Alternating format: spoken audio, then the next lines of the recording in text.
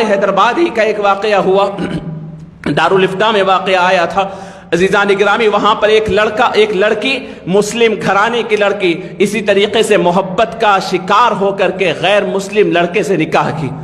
خاندان والوں نے سمجھایا، جا کر کے اسکالرز نے سمجھایا، علماء نے سمجھایا، وہ ماننے کو نہیں تھی، کورٹ میرج کر دی گئی۔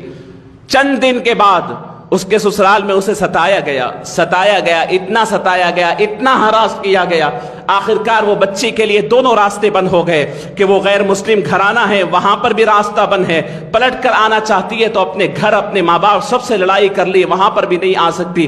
کچھ دیر کے بعد، کچھ دنوں کے بعد، مہینوں کے بعد برداشت کرتے کرتے مار کھاتی، دھبے کھاتی، طرح طرح کا ظلم سہتی، آخرکار وہ مر گئی یا پھر خودکشی کر لی۔ اب خودکشی کرنے کے بعد ہوا کیا؟ اب اس کا جنازہ، اس کی یعنی میت رکھی ہوئی ہے، ادھر سے ماں باپ تڑپ کر کے آ گئے کہ میری بچی مر گئی ہے، ادھر سے وہ لوگ آ گئے کہ بچی کا وہاں پر میت رکھی ہوئی ہے۔ دونوں یہ چاہتے ہیں، وہ لوگ جو غیر مسلم فیملی ہے، سنیے، وہ یہ چاہتی ہیں کہ یہ ہمارے گھرانے میں آ گئی تھی، ہمارے رسم و رواج کے متعلق اس کی شادی ہو گئی تھی، ہمیں اسے جلانے دو، اسے ہمارے ہندو رسم و رواج کی طرح لے جانے دو۔ مسلم ماں باپ کی خواہش ہے کہ کم از کم آخری وقت تو ہے، میری بچی کو لے جاؤں، کفناؤں، نہلاؤں اور اس کو غسل دے کر کے مسجد میں لے کر کے نماز تو پڑھاؤں، کم از کم یہ تو اس کی بخشش کا ذریعہ بن جائے۔ یہ دونوں کی کشمکش کے اندر یہ ادھر دوڑ رہے ہیں اپنے اثر و رسوخ جتانے کے لیے، وہ ادھر دوڑ رہے ہیں۔ دارالفتاح کو معاملہ آتا ہے، مفتی صاحب سوال کرتے ہیں، ٹھیک ہے آپ کی بچی ضرور ہے، بتاؤ اس کا آخری کام کیا تھا؟ سب کے سامنے علی الاعلان اس نے کیا کیا تھا؟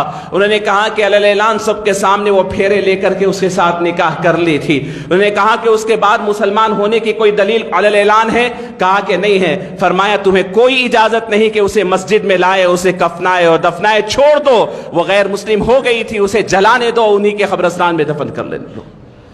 آپ احساس کر سکتے ہیں اس بات کا؟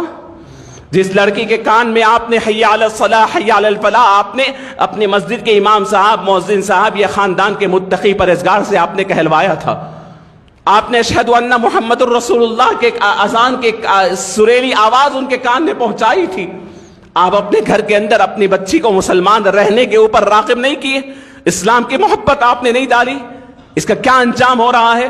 میں عرض کر رہا ہوں کہ اس وقت سب سے بڑا چیلنج ایمان کو بچانا ہے۔